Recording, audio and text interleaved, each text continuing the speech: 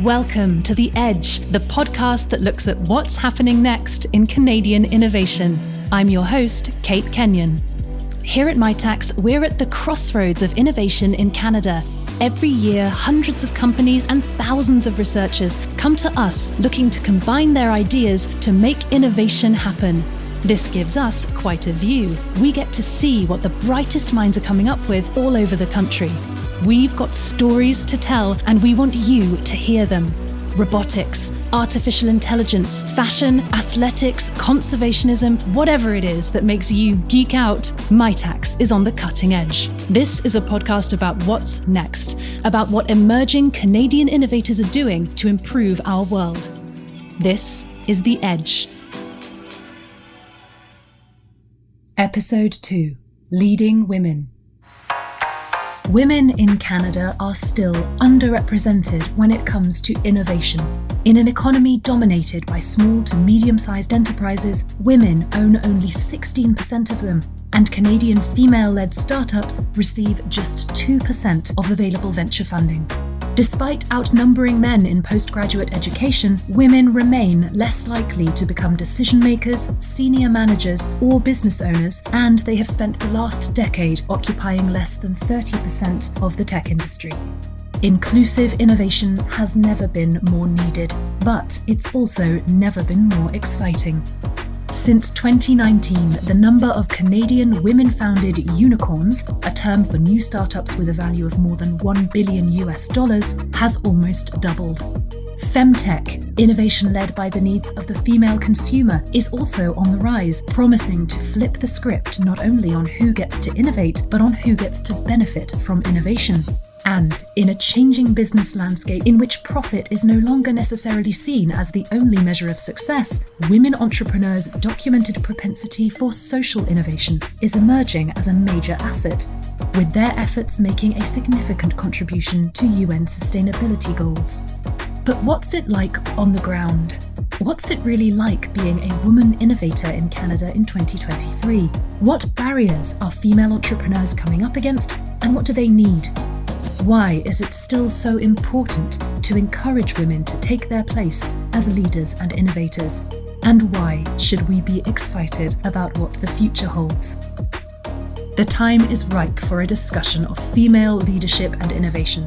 And here at The Edge, we are delighted to bring together a panel of leading women from across the Canadian innovation spectrum to discuss their experiences and shine a light on the work and contributions of female innovators in our country. I couldn't be in better company to explore these questions and many more today. Kayla Isabelle is Chief Executive Officer at Startup Canada, awarded a 2022 Top 40 Under 40 recognition by the Ottawa Business Journal. Kayla is the founding Executive Director of the Innovators and Entrepreneurs Foundation, board member at the Ottawa Board of Trade, and she serves as a mentor for various organisations, including the Founder Institute. Kayla is passionate about leveraging the power of storytelling in the business community, particularly for women entrepreneurs, as the host of the Startup Women podcast. Sunshine Quem Tenasco is a First Nations mother of 4 children from Kitigan, Zibi, Anishinabeg. She is a social entrepreneur and author who, in 2015, launched her Braids, a business aiming to create awareness about the issue of clean drinking water in First Nations communities. She's also the founder and chair of Powwow Pitch and founder and host of the Powwow Pitch podcast. Powwow Pitch gives Indigenous entrepreneurs a platform to showcase their entrepreneurial endeavours and a chance to win startup cash and mentorship. Juliette Champeil is a scientist who is finishing her PhD in chemical engineering at Laval University. Originally from France, she arrived in Canada in 2014. Since then, she has combined her passion for science and entrepreneurship by founding Ivano Bioscience, of which she is CEO. Ivano Bioscience aims to develop laboratory test kits that speed up the process for developing and testing new vaccines, helping them get to market faster. Juliette is also the recipient of a Mitacs Entrepreneur Award for Global Impact. Welcome, all 3 of you, to this episode of The Edge. I'm delighted you could join us for this discussion. I'll start with an opening question for all of you. Each of you are leaders, business leaders, organization leaders, people leaders. What is the number one piece of leadership advice that you have come across? Kayla, shall we start with you? Thanks so much for having us, Kate. That's a great question to kick off today's conversation. I think the best leadership piece of advice that's come across my desk, I think in the last year in particular, is your energy introduces you before you do. There's been such a shift in going to more in-person events and being in different types of spaces, and also holding space for what has happened in the last couple of years, and coming in with positivity, with enthusiasm, and with energy has been really important for me to kind of juice myself back up after such a depleting last couple of years. Lovely. Next up, Juliette, would you like to step in? Yeah, I think one advice would be to just go and ask around to potential clients if your ideas would answer to one of their needs. Because usually we have an idea and we think maybe, oh, I'm going to try to develop a prototype and put it on the market and see if it's working. I think maybe a smarter way would be to ask if the idea would be potentially answering one of their needs, and then develop the prototype just to make sure that there is a good traction on what you want to develop. Sunshine. Hi, thank you for having me today, Kate. I think it's just to stay curious. I think that kind of keeps you open-minded and flexible and willing to learn. So I think that's a good piece of advice. Lovely. Great start. I'd like to hear about our two entrepreneurs' first experiences or early experiences of pitching to investors. What was that like, and what do you do differently now? Sunshine, can you kick us off? Yeah, I still don't know, to be honest. I didn't even know what a pitch was when I went on Dragon's Den. Like, actually, I went to the audition and there was like so many wild, amazing products. And I showed up with baby moccasins in a Ziploc bag from the dollar store and a little sticker. And I walked in and I was like, oh my God, look at these like actual real deal products. Anyways, long story short, I was very pregnant. So they ended up telling me on the spot. I didn't know then, but they sent me a guide, and Google was my best friend. And I learned about the valuation of my business, but also learned behind the scenes that I didn't value my first business properly, and was told that by one of the dragons. That obviously that part wasn't aired, but like there were so many mistakes that I made, and I don't regret any minute of it. That's fantastic and very reassuring, I think, to hear that somebody was able to go in and have the boldness to just give it a try. And you succeeded. I mean, you succeeded on Dragon's Den, am I right? Yeah. So Brett and Arlene invested. And I think that, like, yes, obviously the money was helpful, but it was also about the sort of mentorship that I got as well. With Brett, that is still invaluable and something near and dear to my heart, but also, the platform, the minute that it was aired, I had stock that took me like 4 months of day to day with a nice team. And it was all sold out by midnight the same day that it was aired, and it aired, I don't know, at 8 or 9 or something at night. So, that's a learning. What do you think made you successful? Looking back now, you didn't have all your ducks in order. They told you. Why were you successful nonetheless in your Dragon's Den pitch? I think there was a lot of reasons, but something that Arlene, so they actually came to my reserve about a couple of years after this crew. And then we were on the what are they up to now episode. And what was said to me, which I didn't realize, I guess, at the time, was that they invest in the person, the honesty. And I had said stuff that I wasn't supposed to say on camera, but it worked out in my favor because I was being just straightforward, I guess. And they just wanted to help me. And that's what happens. And and even with powwow pitches, yes, we want to invest in your business, but we're investing in you. You're going to do it whether we join the party, your party, or not. So we just want to be a part of that to help, maybe take you to the next level. And so that's sort of always on my mind now. What I'm realizing that it really is about relationships. I'm investing in you and your vision, and to see if our values are aligned and all that good stuff, Yeah, for sure. people over those details. Juliette, your experience of pitching, you're still fairly early on, I know, but you've done a few pitches, I think. What has your experience of pitching been like, and what advice would you give to other people who might be trying it for the first time? The first pitches we did, we were like being very enthusiastic scientists. So we liked to speak about science, the science behind the product, and being very specific and using words that other people wouldn't really understand. So one of the thing we had to work on was to facilitate the language, like to simplify the language. So not using scientific terms, going down to earth and making it accessible to everyone. That's something we had to learn.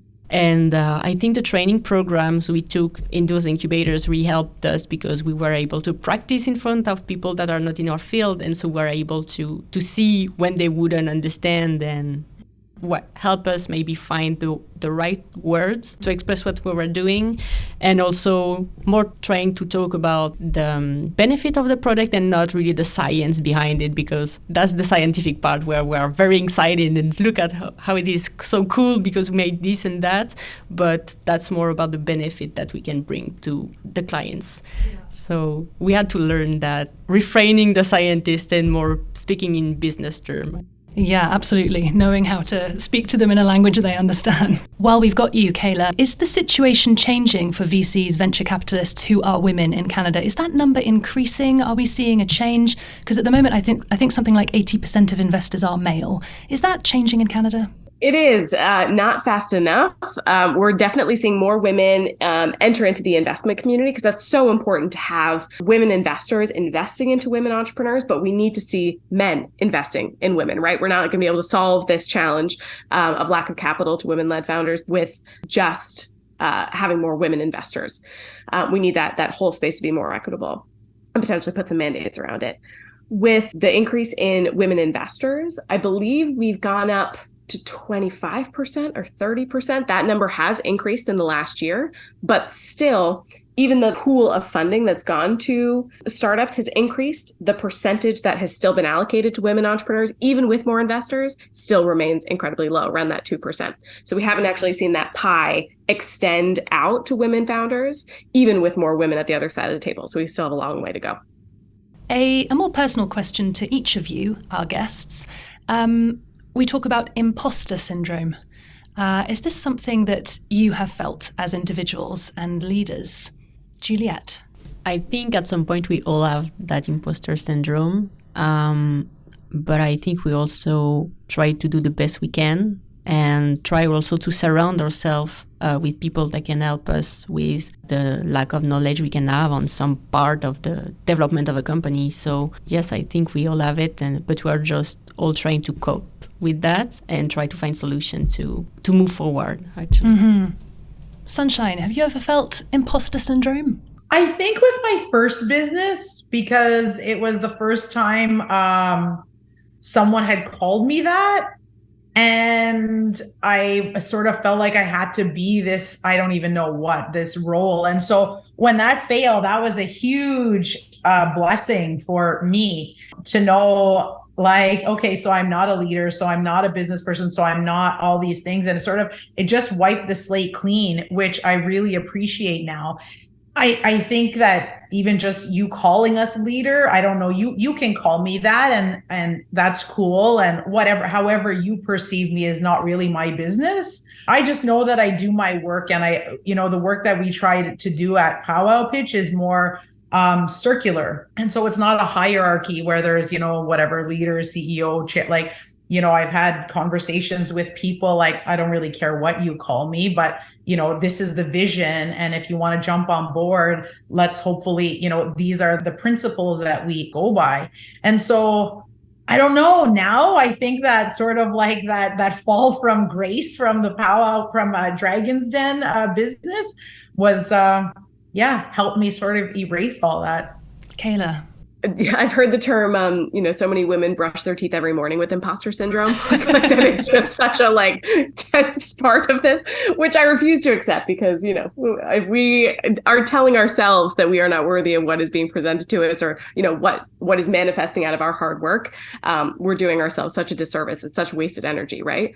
I think where I struggled with this the most was when I took over Startup Canada, which was March 1st, 2020, days before the pandemic. And my entering into the world of being a CEO and the world falling apart are so interconnected that it was so much uncertainty. I had no idea what to do. We had, huge in-person events all across Canada and all these different partners and stakeholders. And the community that we serve, entrepreneurs, were in this, catastrophic moment. So many founders, were shutting their doors and struggling with their mental health and all of the complications of those conversations. And so I was both processing what it meant to lead an organization that was changing rapidly. I was understanding an entrepreneurship community that I had never worked before, but in this specific context, and having to save face to try to keep the organization afloat, right? We have sponsors, we have partners, we have all of these various groups that fund our organization. So trying to also say, everything is fine. We're going to be okay. We're going to navigate through this. I have no idea what we're going to do. But that was exhausting. And it took such a heavy mental toll on me, especially in the first couple of years. And what I wish I would have done is just talked to some other CEOs and said, do you know what's going on? Do you have any idea how you're going to, pivot your entire organization? Everybody was talking about it. And I was seeing all these messages and I had access to so many entrepreneurs and people leading organizations.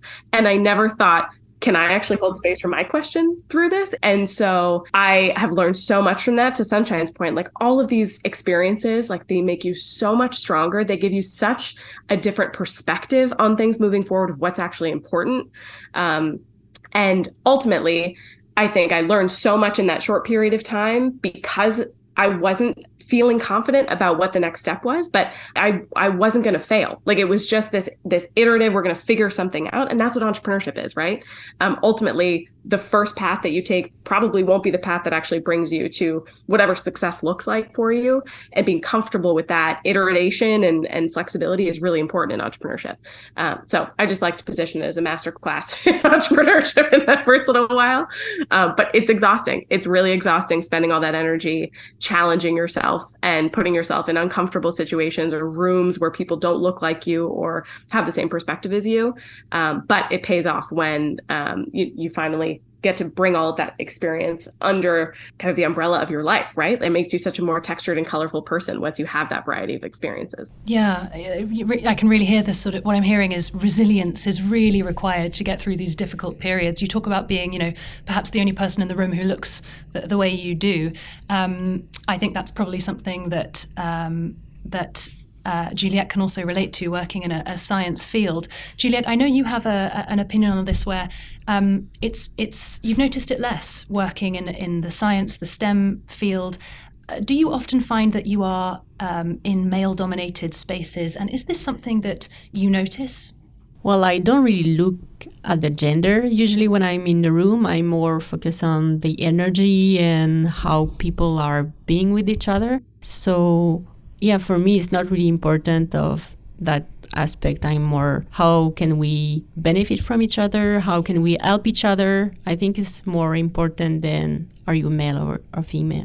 I think also, especially in science, what I've seen is more and more women deciding to enter in the scientific studies, like undergrad or grad. I see more women entering in that kind of profile, and I think I also see more women CEOs or women trying to start a business, and I think it's very inspiring. Absolutely, yeah, that's very good to hear on both counts.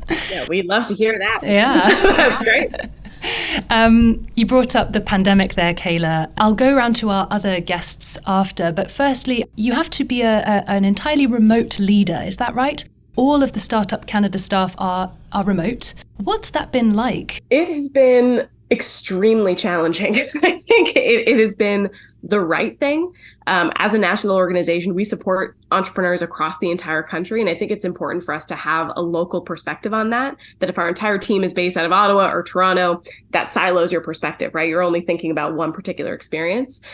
So we get to pull from, great businesses that we meet regularly in Vancouver and Calgary and Halifax, and that creates a richer organization. Organizationally, I think at first it was challenging in not being able to rely on a lot of institutional knowledge. We had a lot of turnover before the pandemic as well. So the team was getting to know each other remotely while also trying to pivot every single thing that we do and rebuild the organization almost brick by brick. So we weren't really focusing on culture independently. It was sort of built over time through what remote afforded us. So being able to be truly flexible and letting our team live their lives, be entrepreneurs themselves. Half of our team have their own ventures on the side. And inherently in that, we give them that opportunity to go to pitch competitions in the middle of the day in a different time zone. Or, one of our staff is in Saudi Arabia right now pitching for the World Entrepreneurship Cup. And that's unbelievable. We're cheering her on, from Canada. So I think building a very clear remote structure is important for culture. It's challenging to get everyone on the same page. And I miss the in-person. I miss having, all of this face-to-face. And so we're still trying to prioritize that and bringing the team together a few times a year. But no system is perfect. I think everyone right now is trying to figure out, is it, 3 days in the office, remote, da-da-da. Every organization is going to need something different. Nobody's going to be perfect for everyone. And I'm very curious to see where things evolve in the next year as well, because I think a lot of commitments some organizations have made, they might go back on it once they see what that does to the connection of your staff and the community that needs a little bit of in-person. Oh yeah, I've certainly felt that myself for sure. In-person is precious. Sunshine, how has the pandemic affected your work? Were there challenges? Were there rewards? How did it impact you? Yeah, so I've been working remotely and at home for the past 8 years. Oh, you were doing it before it was cool. Yeah, well, it just, it is what it is. What happened was I decided not long before the pandemic to grow. And I had been pumping the brakes for a long time because my first business failed and because it grew too fast and all that stuff. And so I was very hesitant. And then not long before the pandemic, I made that, that I was like, okay, internally, I'm ready now. Let's take the next step.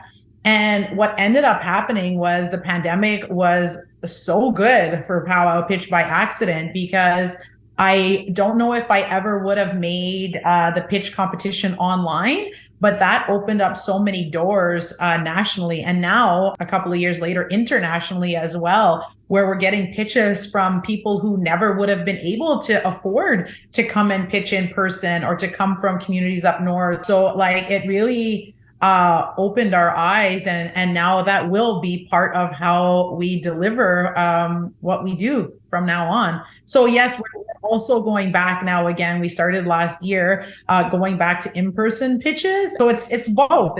I love it. That's fantastic. It's interesting to hear that, so innovation and entrepreneurship seems to cluster around urban centres, right? And there is the issue of untapped potential in rural areas in Canada.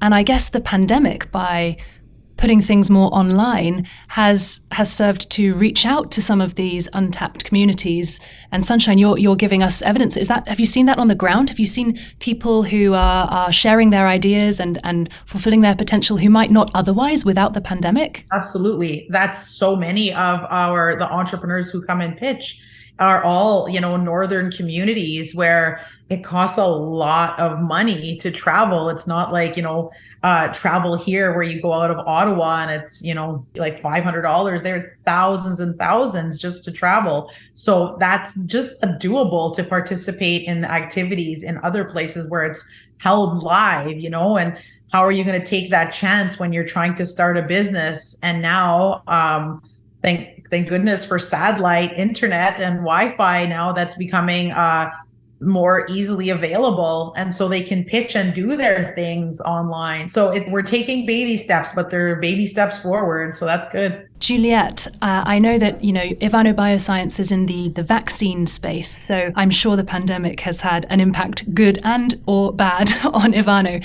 Can you talk us through what the pandemic was like for Ivano Bioscience? The pandemic highlighted several bottlenecks that the bioindustry was having while developing vaccine and drugs. For us, it was an opportunity to just take a step back, think about what we are able to do thanks to our PhD background, and see if we were able to bring solution to some of those bottlenecks that the bioindustry was having. And that's how we were able to create the solution that we are actually currently finishing the development. That was a highlight. It also facilitate, I think, collaboration because everybody in the bioindustry was focusing together on bringing vaccine and antiviral drugs. That was also an opportunity for us. But we also had some challenges like supply challenges because in the bioindustry, we are using laboratory-grade plastics that we don't have the choice but to use. So everybody was buying it. So at some point, there were supply challenges. So we had to find solution to rationally use those plastics. I think that was a challenge, but it turned out also to be kind of an opportunity to have a better way to use those kind of consumables and save cost and also have a better footprint. So yeah, there were challenges, there were opportunities, but everybody now is happy to be able to just get back together and share. Okay, I guess I want to dive a little bit into the place of women in the leadership and innovation landscape as you see it from your various perspectives. Studies have shown that it is beneficial to organizations to have more women in leadership positions. It increases your agility and productivity. From your experience, what are the benefits you see to having women in leadership positions? Those could be, economic, or they could be very personal and down on the human level. What have your observations been from your various perspectives about the benefits women bring to leadership positions? Sunshine, should we start with you? Oh my God, that's such a huge question. I know. Personally, I think it's because we're more flexible because we have to be more flexible within our homes.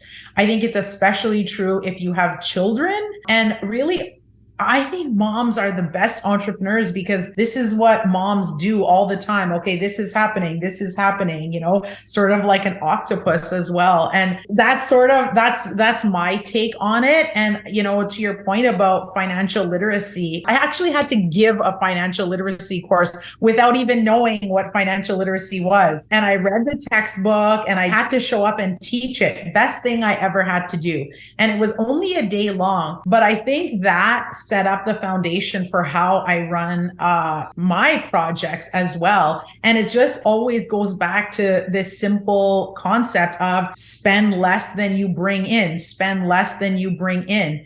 And I remember I had this conversation when I was having my first book. I wrote a few children's books so far. And my first book I got, I'm with Scholastics Canada. And the model there is you write the book and then you send it to them and they do all the work, right? And they do all the marketing and all this and that. And then you just sit back and you collect royalties every 6 months. And this man, who I'm obviously not going to name names, I wanted to learn from him. And so we were talking about, he was publishing a book, I was publishing a book at the same time. And I was really excited for him. And, we talked about our different models and he was self-publishing. And then a group of the youth that we had both been giving keynotes to, they came and surrounded us. And he put me on the spot in front of everyone and sort of said something like, well, what are your numbers, Sunshine, for your book? And I was like, I don't really know because I don't know. And he was like, you always need to know your numbers. Rule number 1. And he was super condescending in front of all these students. And then I used the information that he just shared. And I was like, well, all I know is I had to put no money in and I get checks every 6 months and you're still paying for yours and doing a lot of work. So I know those numbers. Always keep that in mind. Maybe I'm not making less, but I didn't invest anything but time and good energy. And now letting people do their job. I don't want to micromanage. I just surround myself with the team that I'm like, you're awesome at what you do. You're awesome at what you do. I can't do your job. You are by far better than me at that. So here you go. And we'll all get our piece of this, like financially. And then we're all going to grow together and thrive together and not just survive. Yeah, it sounds like there are lessons to be learned there about not being too frightened to do it your own way. Kayla, do you have any comments on this point? Yeah, My answer is, well, duh. We need more women in these incredible roles, not because they're women, but because they deserve it based on, their experience, what they can contribute. We would never ask this question, why should a man be a CEO? Like, we would never even question that role that he could be given based on what he deserves, or, just the language we even use around that. The Globe and Mail did a really interesting piece around this, around International Women's Day, and even just the lexicon that we use around women CEOs. When we look at men, they're often praised for being ambitious and outspoken and driven, while women in those roles are often rewarded more for having much more communal qualities. So like collaboration, if you're very helpful, you're very warm, etc. We sort of make this distinction between those two sets of profiles. And when we look at women in CEO positions, we often coin them with like a girl boss, or, the CEO kind of language to indicate that this is not your usual executive, which almost hardens this message of why are we treating them as these special unicorn humans versus just saying this is an incredible leader that is leading an organization, rightfully so. And that can be a little bit more patronizing, et cetera. So even in just the language that we use as women at the helm of organizations in trying to answer this question and hold space for the business reasons why we should have more women, that they are more capital efficient. If you look at many of the layoffs that have happened in tech in the last few months, very few of them are with women at the helm of the organizations. They're often potentially a little bit more risk averse, but some of the benefits of that during economic downturn is that they're not laying off people. And you see that in different types of companies. So yes, we need them. I think there are systems that need to be mandated to have more women at the helm of larger organizations as well, that sets a tone with other companies as sort of a trickle-down effect. Yeah, I really hear that. The idea that, this should be normalized. It shouldn't be a sort of a niche that we talk about. I really think there's a lot there. Yeah. I did want to talk about, finally, in the last few minutes we have, the definition of innovation. Sunshine, you are our social entrepreneur on the panel. So I want to talk about the perception people have of what innovation is and even what an entrepreneur looks like. We tend to think of tech, right? We tend to think of science, tech. That's what we think of when we think of a startup. And I want to put to you this possibility that perhaps we need to broaden the way we think of innovation to include areas like social innovation, where women are fairly prominent. Lots of women innovators are social innovators or have social innovation as a priority. Do we undermine or discount the contributions of women innovators by having this narrow definition of what innovation is, by thinking of it as mostly scientific and technical? Do you have comments on this? All three of you, really? Yeah, I'm not sure. I don't see it that way at all. Like, I don't even think of, tech specific when I think of social entrepreneurs. I also think based on the people who come and pitch, right? We've seen 2,400 pitch this year for Powwow Pitch, just last year. And we kind of have like these cohorts. I think the Indigenous entrepreneurs who are coming forward always have this idea of giving back, because we have giveaway, because every time you go to someone, you have an offering. And so it's sort of ingrained in how we do life and therefore how we do business. Even calling me a social entrepreneur, I didn't even know what that was until someone called me that, and people have been calling me that ever since.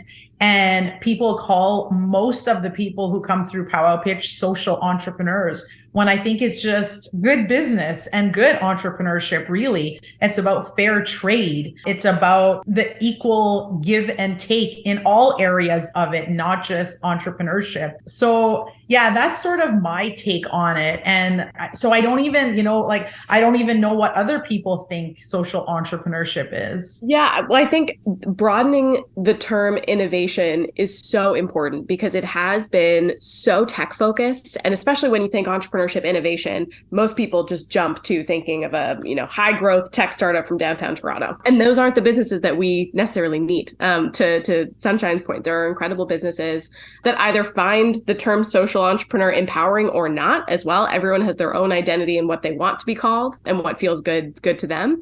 But social entrepreneurs and those working in any business that are doing things differently or that are having an idea that is sparking some type of social good, that to me is innovation, right? Like there are multiple benefits to these types of businesses. They may be small businesses. There's nothing to say that SMEs can't be super innovative, right? So I think it's providing language that holds space for what people are trying to prioritize in their business and recognizing that not everyone wants to scale a massive high growth tech company. That is not innovation success to everyone. And for our country as a whole, that can't be the only basket that we're putting eggs into. How do we support the ongoing innovation of every type of business in a wider set of terms and hold space for people's ideas in the way that they want to build their businesses? There's not one particular path that everyone has to follow, and we need to deeply respect that and acknowledge their entrepreneurship journey is just as valuable as somebody else who might be, hiring 300 employees or et cetera. There's different measures of success for everyone, and impact on the globe and on the climate and on, social good. That's a huge part of this. And we see women often entering into those types of businesses or considering the social benefit to the different products and offerings that they have. And we are at a time in this country, in this world, where we have to prioritize that because we need to deeply change some of the problematic, things that we see continue to evolve. I'd like to pivot us round from that topic now to looking ahead to the future. 2 questions for all of you. One, what are your plans? What would you like to do next? What do you want to achieve? Is there something for the next year or 2 years that you have on your list? Juliette? Well, for Ivano Bioscience, we are about to start selling our products. So that's the big milestone we are having this year or probably next year. So yes, there's a lot of preparation and validation and everything that will help us have a successful launch. Congratulations. That's so exciting. Thank you. That's a big milestone. Yeah, Wow. We're really looking forward to it. Yeah. Sunshine, what are your plans for the next year or so? Well, personally, I guess, and it's sort of, I'm starting a new book. And so that's always fun. I love children's books, and this one's going to be interesting. We're also just starting up with Shopify. Build Native was in the States. And so they started this marketplace with Paris Hilton. And now they're going to do it in Canada, but they're going to do it with Powwow Pitch. So we're going to be launching that within the next couple of weeks. And it's sort of been a dream for the past few years. And then also just like stabilizing the team, because we did a lot of growth in the past couple of years. And it's just to like, okay, we're just going to do this again. We're going to do it better. Last year was like a testing year. We liked what we tested, and it's just going to be, okay, let's do that again. Let's do it better, and then see what happens the year after. So it's really exciting. I'm excited. That is so exciting. Paris Hilton. Wow. Kayla, what do you have looking ahead? Yeah, Startup Canada is going back across the country in person. So we've got an incredible Startup Canada tour starting in Whitehorse. So very importantly and symbolically demonstrating that entrepreneurs in the North are just as incredible and worthy of a platform. So we're kicking off in Whitehorse, going to Halifax, Vancouver, Calgary, and Brampton, Ontario. And that's in an attempt to bring together all the different support organizations that exist across Canada and help early stage founders get direct access. So let's talk about funders, ecosystem players, crown corporations and government, et cetera, bringing them all under one roof. So that is meaty and taking up a lot of time, as you can imagine. And then personally, really just spending time with family and friends. My brother suffered a brain hemorrhage in December, so I'm really valuing family time and health and just showing up for the people in your life that really need it, because you don't know what's going to happen tomorrow in any context. So yeah, just valuing time with loved ones. Absolutely. I'm so sorry to hear that. It really does put everything into perspective when something like that comes along, I guess. I hope that turns out all right for your whole family. Second question, looking ahead, can you mention any female-led businesses or products, femtech, say, for example, that you have heard of in the last year or so that you have found particularly exciting? Is there anything you've come across? Kayla, I know you'll have lots. Juliette, are there any female-led companies you know of that you find exciting? Well, there is one in the bio field that I'm looking to. It's named Twist Bioscience. It's a company that is providing other company with proteins and DNAs and stuff. So that's really the kind of product we're using, and it's led by a woman. So yeah, I think it's very inspiring to just look at what they're doing. Yeah, fantastic. Sunshine, have you come across any particularly exciting female-led business ventures in the last year or so? Yeah, I think she's an Indigenous superhero. I don't know if you've heard of her, but Jen Harper, she started Cheekbone Beauty, and it's just so amazing to see Indigenous products and Indigenous faces in places like mainstream. We don't see that very often. We're just starting. So it's like, it's a really game changer because representation matters. Yeah, I listened to the Powwow Pitch podcast episode about that. That's really exciting. She was great. It was really exciting to hear about that. Kayla, I mean, how to pick? I'm sure you hear about so many. Too many to list. But I will say we do a Startup Global Pitch competition each year. And last year's top 3 winners were all women identifying, which is amazing. So I'll give them a quick shout out. Juliette Amond of Retina Logic, Brodwyn Bridges from Pragmaclin, and Stephanie Tien from Arbor.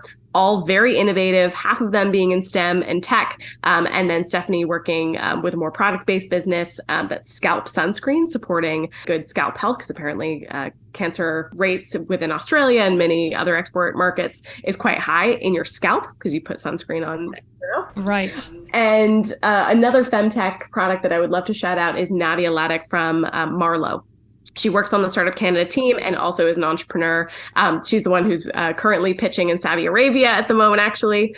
And she has built a menstrual community and products that serve women that includes lubricated tampons, which is apparently a challenge that many, many women face, really disrupting the conversations we have around menstrual health and health in general. Mm-hmm. So huge shout out to Nadia and the incredible work she's doing. And I've heard about Marlowe on your podcast too, Kayla. It's very exciting.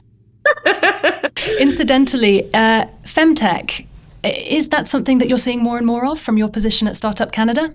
So much more in our global pitch competitions, in the programs through Startup Women, et cetera, and trying to get them invested in. That's a big hurdle because often male investors, they don't even know what a tampon might be or how often use one or those types of conversations, and very differently just based on their awareness.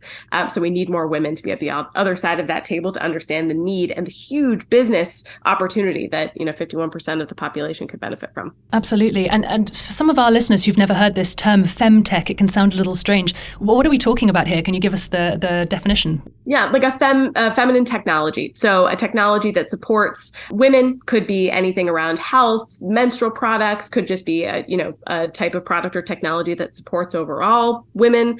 We often see them in health. That's probably the biggest space that we've seen across Startup Canada. But if you imagine, there's so many different products that women require, and it's not necessarily a hardcore technology, right? Could be a product-based business leveraging an e-commerce platform and selling online. Those types of businesses still fall under this kind of tech umbrella.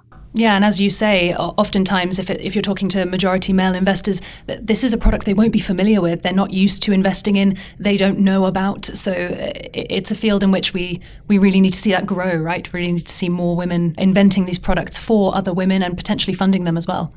Okay, well, I think we're coming vaguely to the end of our discussion here. I'll do a quick fire round here. From each of you, I'd like to hear the number one thing that you would like listeners to take away from today's discussion. Juliette, is there something in particular that you would like listeners to remember from today's discussion? If you have the idea of trying to start a company, you should try it.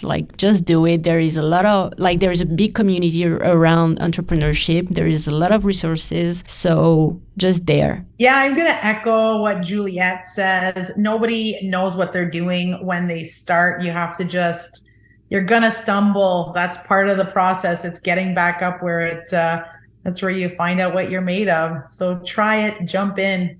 I love those. And to wrap it around as well, what's for you will not pass you. Ultimately, if an investor deal falls through or, something doesn't go your way, it's all a part of this journey. It's not going to be perfect. But ultimately, keep going, have that energy and that momentum. And that also only comes if you're super passionate about something. Don't pick a business idea that you're not passionate about because you need that energy to flow through the challenging times.